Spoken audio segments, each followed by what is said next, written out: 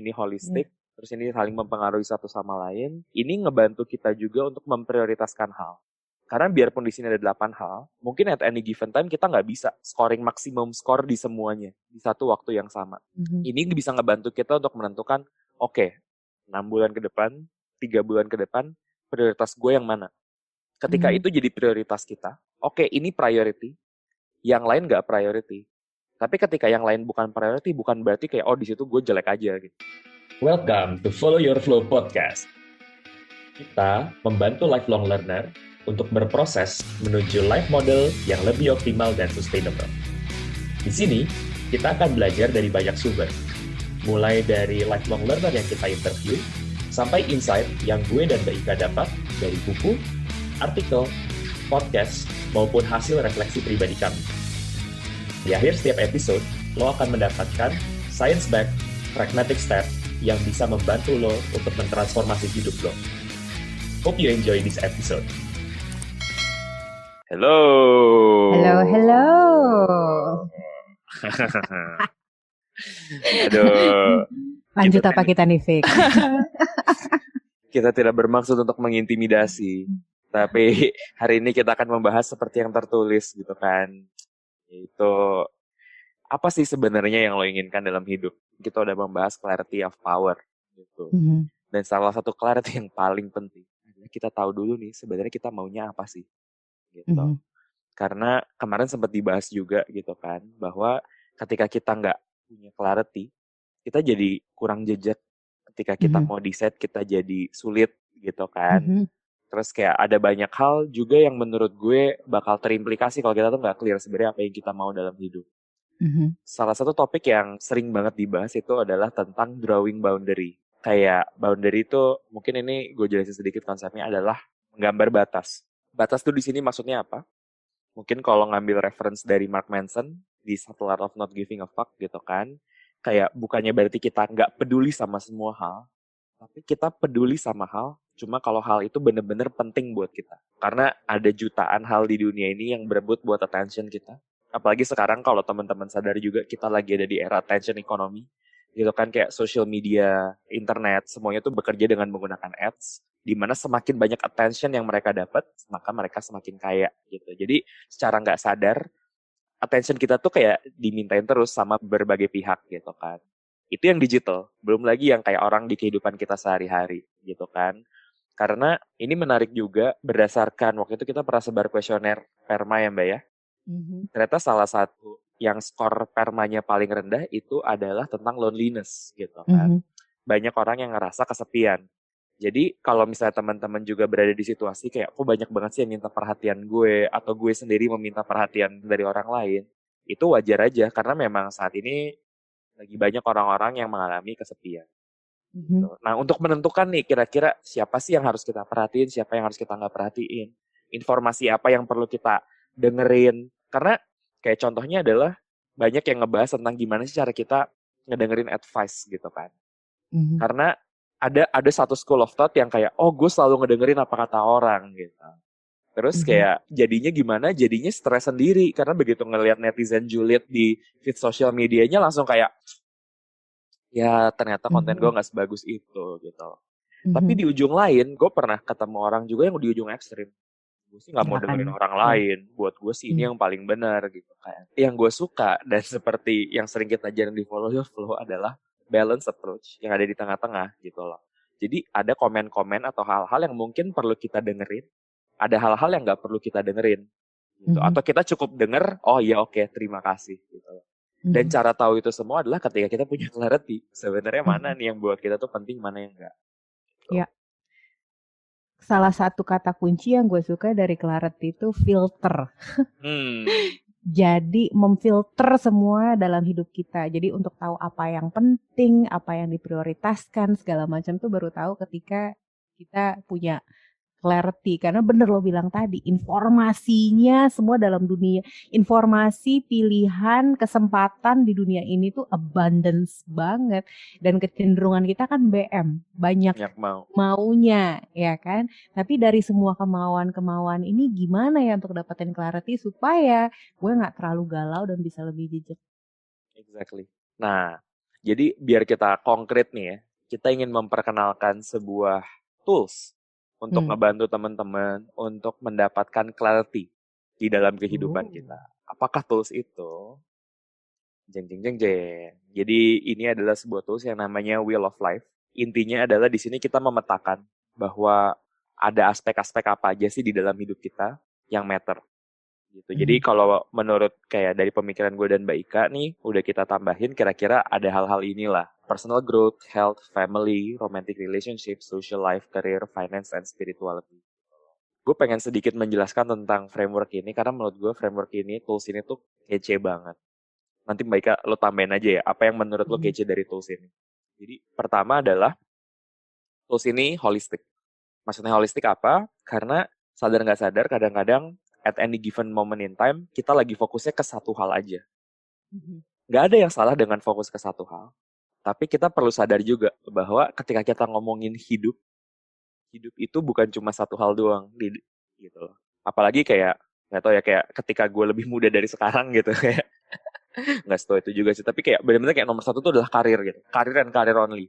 Tapi ketika gue benar-benar over investing di situ, hal-hal lain di hidup gue jadinya suffering gitu. Dan gue tidak merasakan balance. Jadi mungkin kalau ada orang yang penasaran gitu kayak, gimana cara lo achieve work-life balance? Menurut gue tergantung definisi balance orang itu apa. Menurut gue definisi balance gue adalah ketika gue bisa membalance hal-hal yang ada di Wheel of Life ini gitu loh. It's not talking about hours specifically. Ini nggak ngomongin tentang bisa kerja di rumah apa nggak kerja di rumah gitu loh. Menurut gue work-life balance adalah ketika kita bisa ngebalance ini semua. Dan yang serunya lagi adalah faktor yang kedua adalah hal-hal ini tuh kelihatannya berbeda tapi saling berkaitan. Let's say misalnya ya, gue belum berkeluarga tapi gue sering dengar banyak problem yang terjadi di keluarga itu karena masalah uang gitu kan. Jadi ketika ada masalah uang itu bisa merembet ke masalah keluarga. Dan juga kalau lagi ada masalah uang bisa merembet ke masalah kesehatan. Sebelum-sebelumnya kan kita sering banget bilang kayak, kalau lagi di kantor profesional aja gitu kan. Ya udah cuma fokus di kerjaan. Sebenarnya in reality, ya ketika kita lagi kerja, kalau misalnya anak lagi sakit, siapa sih yang nggak kepikiran gitu kan? Atau kayak kalau kita lagi nggak sehat tapi kita harus kerja, siapa sih yang bisa kerja dengan optimal? Jadi sebenarnya secara sadar ataupun tidak sadar, kayak aspek-aspek ini tuh sangat mempengaruhi satu sama lain. Yang artinya apa? Artinya adalah ketika kita doing poorly in satu hal, itu bisa ngerembet ke semuanya. Tapi at the same time, ketika kita ngelakuin bagus di satu hal, ini bisa ngerembet ke semuanya juga. Gitu. So, menurut gue itu dua hal menarik tadi kan, kayak ini holistik, terus ini saling mempengaruhi satu sama lain. Tapi yang ketiga, menurut gue dan ini penting banget adalah, ini ngebantu kita juga untuk memprioritaskan hal. Karena biarpun di sini ada 8 hal, gitu. Mungkin at any given time kita nggak bisa scoring maksimum score di semuanya, di satu waktu yang sama. Ini bisa ngebantu kita untuk menentukan, 6 bulan ke depan, 3 bulan ke depan, prioritas gue yang mana? Ketika itu jadi prioritas kita, gitu kan, itu bakal ngebantu kita untuk, ini priority, yang lain nggak priority. Tapi ketika yang lain bukan priority, bukan berarti kayak, di situ gue jelek aja gitu. Misalnya kayak, health is not my priority. Ya udahlah, gue tidur 2 jam aja, gue makan junk food, gue nggak pernah olahraga.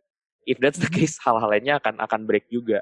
Tapi ketika kita benar-benar bisa nentuin dengan jejak kayak priority kita apa, itu bakal ngebantu banget karena jadinya, ya udahlah, kalau misalnya gue lagi nggak bisa olahraga setiap hari, that's fine. Karena saat ini health bukan priority gue, buat gue 3 kali udah cukup supaya health gue udah oke. Kayak gitu. Right? Atau kayak misalnya, saat ini fokus gue adalah, contohnya adalah social life gitu. Fine kalau saat ini social life adalah fokus gue mungkin gak akan invest sebanyak itu di personal growth, karena gue udah invest personal growth sebelumnya gitu. Itu manfaat dari prioritization itu di short term. Tapi yang gak kalah penting lagi, ini bisa nentuin kita buat di long term. Maksudnya adalah one day di umur kita yang let's say 40 atau 50 tahun, ideal life gue tuh kayak gimana sih? Gitu. Yang ideally sebenarnya ini tuh di figure out lebih dulu supaya kita bisa turunin. Kayak, kalau di umur 50 atau 40 tahun gue pengen jadi kayak gini, 3 bulan ke depan gue fokus di mana? 6 bulan fokus di mana? 12 bulan fokus di mana? Cuma mungkin kadang-kadang kayak untuk langsung kayak, untuk kayak 50 tahun ke depan tuh kayak gimana, kita nggak kepikiran. Nggak apa-apa. It's up to you gitu. Kayak kita bisa menggunakan tools ini mulai dari yang short termnya dulu, atau mulai dari yang long termnya dulu, tergantung orang. Ada yang mau lo tambahin, Mbak? Satu hal, gue seneng banget gunain tools ini juga untuk menjadi check-ins. Jadi kalau misalnya ada momen-momen dalam hidup gue ngerasa kok gue lagi kayak ngerasa nggak happy ya sama hidup gue gitu kan. Gue menggunakan tools ini untuk ngeliat, oke, menurut gue di setiap area ini dari 1 sampai 10 sekarang ada di berapa ya? Dan gue mencoba mengukur itu, nge-reflect itu setiap bulannya. Oke, misalnya bulan ini yang namanya family gue ada di 3. Oh, pantesan ya gue gak happy karena di family gue ngerasa ada di 3 gitu. Dan gue realize ketika dalam bulan pertama, bulan kedua, bulan ketiga kalau gue melakukan check-in itu dan itu gak bergerak, itu membuat gue lebih depresi dan galau lagi gitu. Karena gue udah punya kesadaran bahwa angkanya tidak sesuai dengan apa yang gue inginkan, tapi gue nggak bisa menggeser angka tersebut gitu. Dan nanti kita akan masuk sih kenapa progres itu penting banget. Tapi tool yang enak banget untuk berhenti sejenak dan ngelihat apa sih yang bikin gue galau banget saat ini. Ada area hidup di mana dalam hidup gue yang gue punya ekspektasi tertentu, tapi gue nggak bisa memenuhi ekspektasi tersebut. Menarik, menarik. Tadi menurut gue salah satu aplikasi yang paling bagus di sini adalah check-in gitu kan. Yes. Terutama itu terjadi kalau let's say misalnya kita lagi ngerasa hidup kita kok lagi bosen, kayak lagi stuck, kayak kok kayak gue gak bergairah gitu kan. Dari simptom itu, berarti kalau yang gue tangkap ya Mbak, lo menggunakan Wheel of Life ini untuk kayak think like a scientist gitu. Kalau yang kita sebut kemarin berpikir sebentar, kenapa ya? Gue lagi ngerasa hidup gue gitu-gitu aja gitu. Yep. Kalau gue pernah nyoba juga dan ini menurut gue powerful banget. Jadi ini kejadian sekitar setahunan yang lalu lah. Saat itu gue lagi berada di persimpangan jalan untuk memilih karir. Gitu kan. Jadi waktu itu gue ada 3 opsi. Jadi kayak dari 3 opsi itu gue menggunakan taktik gue pada umumnya gitu. Gue taruh di spreadsheet terus gue bandingin. Mana nih kayak pro cons-nya gitu kan. Kayak misalnya dari segi gajinya, dari segi challenge-nya, dari segi manager, dari segi company gitu kan. Terus tuh kayak setelah gue nge-map, kayak gue gak nemu conclusion-nya. Karena kenapa? Karena itu 3 hal yang sangat berbeda. Gitu loh. Jadi pilihan gue itu adalah diajakin bikin startup, stay di company yang sekarang, atau pindah ke company yang lebih besar. Itu 3 hal yang sangat berbeda. Jadi ketika gue ngegambarin pros cons-nya, ini 3 hal, ini 3-3-nya bagus. In different ways gitu loh. Tergantung apa yang mau gue optimize. Momen itu akhirnya men-trigger gue untuk bikin Wheel of Life. Ketika gue udah bikin Wheel of Life, gue tulis lagi kayak oke, ini yang pengen gue achieve ketika nanti gue umur 45 tahun. Terus setelah gue ngelihat itu semua, terus gue ngelihat lagi decision gue, gila gampang banget. Decisionnya jadi gampang banget. Kayak, oh kalau gue mau jadi kayak gitu, ya decisionnya ini clear banget gue milihnya yang mana gitu. Gila sih, itu powerful banget. Dan gue udah nggak beratus-ratus kali ya, berapa kali kayaknya puluhan ada deh membantu teman gue memilih pekerjaan A atau B hanya berdasarkan ini doang. Jadi beneran kayak ciri-ciri lo pekerjaan yang ideal tuh seperti apa, like ciri-cirinya apa. Dan dari semua ini ya kan, mana yang paling mendekatkan lo ke sana atau paling cepat mendekatkan lo ke sana yang punya ciri-ciri itu apa enggak? Yes, clarity is power. Exactly. Dan ini salah satu penerapan yang paling nyata terhadap clarity is power gitu kan. Nah, terus kayak kalau teman-teman wonder ini gimana sih sebenarnya cara ngisinya gitu. Jadi kita akan memberikan contoh gitu kan, gimana sih sebenarnya cara mengerjakan atau mengisi si Wheel of Life ini gitu. Jadi sebenarnya nanti kita akan jelasin lagi juga di exercise-nya gitu kan. Intinya adalah kita akan ngelakuin exercise di mana kita akan merefleksikan aspek-aspek di Wheel of Life ini, dan di aspek ini dijabarin pakai bullet point saja supaya lebih clear. Sebenarnya let's say nih di umur 45 tahun, di umur 50 tahun gitu kan, kayak kira-kira pengen ada di mana nih di 8 hal tersebut. Gue kasih contoh aja tentang karir gitu kan. Kalau di karir bisa aja kayak misalnya berapa minimum income-nya, terus kayak role-nya mau seperti apa, mau kerja sama orang-orang kayak gimana, jarak dari rumahnya berapa jauh, terus kayak maksimum kerjanya berapa lama. Dan ini beneran gak ada bener, gak ada salah. Dan tiap orang jawabannya akan sangat berbeda, sangat berbeda. Salah satu pertanyaan yang sering banget gue dapetin adalah, tapi Mbak, gue gak tahu mesti mulai dari mana. Kayak dikasih oke lo pengen karirnya seperti apa, dan kayak yang terus gue nulisin apa mbak, kayak gue nggak tahu mesti mulai dari mana.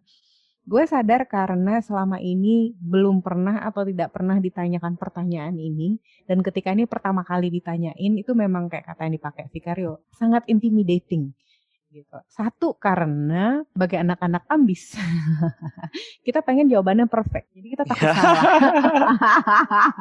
Ya, jadi kesampingkan ketakutan itu, nggak ada benar, nggak ada yang salah, dan it's not Benar. a final product.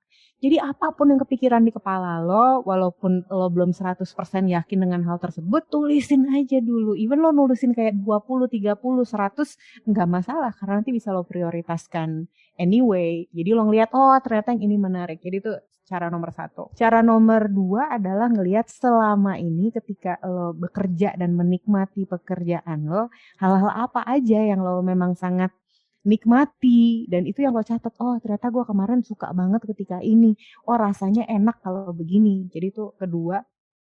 Ketiga, lihat hidup orang lain. Jadi bisa pakai siapapun kayak Sarah Blakely atau orang lain yang lo admire, role model, terus lihat, tunggu ciri-ciri karirnya mereka tuh seperti apa ya, apa dari karirnya mereka yang gue tuh curious banget, yang gue interested banget, dan itu kayaknya seru aja. Nah, karena apa yang seru buat lo dan seru buat gue akan sangat berbeda. Maksudnya kayak kriteria office kantor itu kurang dari 7 km dari rumah tuh kan kriterianya gue gitu, kayak yang nope, gue selalu ingin kantor gue dekat dari rumah gitu. Dan mungkin orang lain nggak punya, nggak apa-apa, pengennya gue pengen kerja remote, ya kan, ya nggak apa-apa juga karena Exactly. akan sangat berbeda. Jadi coba kesampingkan rasa takut salah. Yap, bener banget. Dan menurut gue itu highlight yang penting banget tentang kayak mengesampingkan cara takut salah gitu kan. Jadi kayak gue udah pernah ngerjain, Mbak Ika udah pernah ngerjain gitu kan. Kalau lu tanya gue 10 tahun lagi gitu, apakah sama? Belum tentu sih sebenarnya. Karena bisa jadi dalam 10 tahun ke depan gue menemukan visi baru. Kerja gue tuh mau dibawa kemana.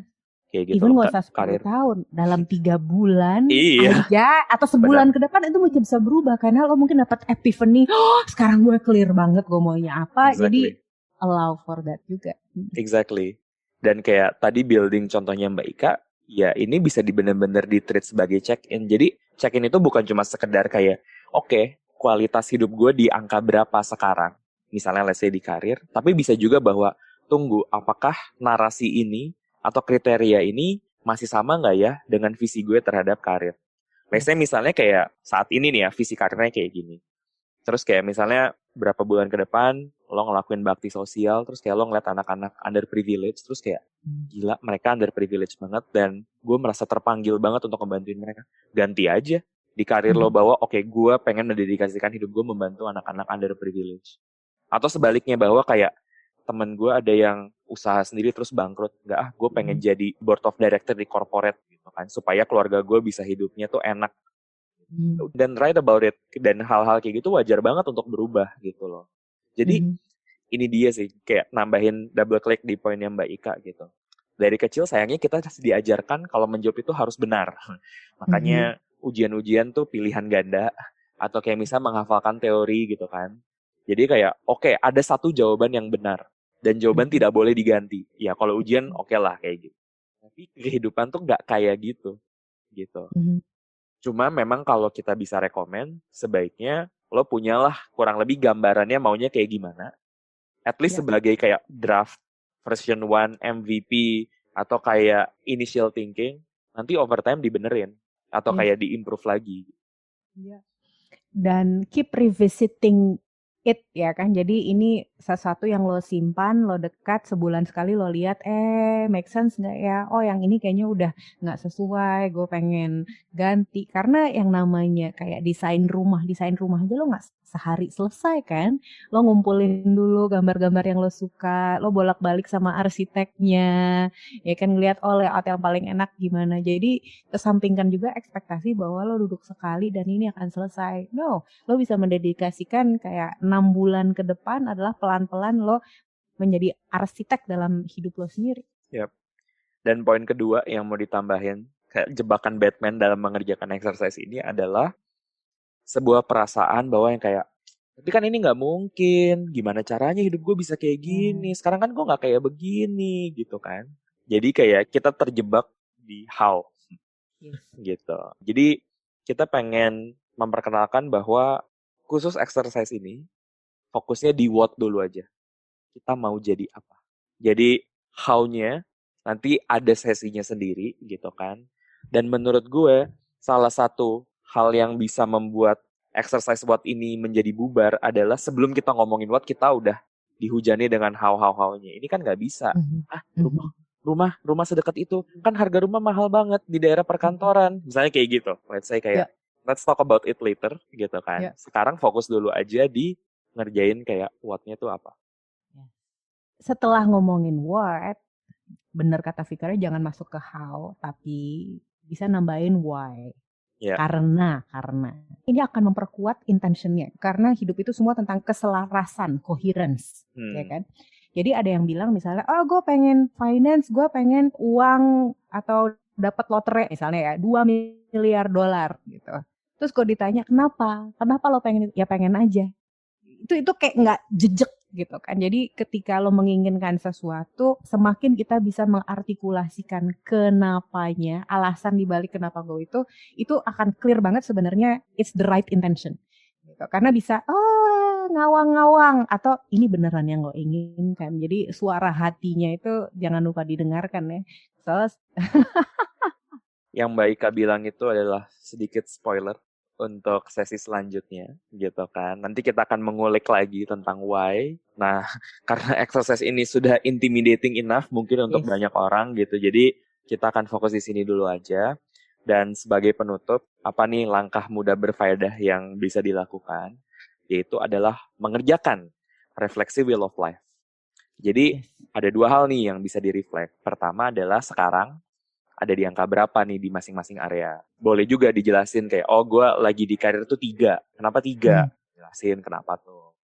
Nah, terus yang kedua adalah ketika berusia di 45 tahun, pengen ada di mana? Ciri-cirinya kayak gimana sih? Ditulisnya pakai bullet points.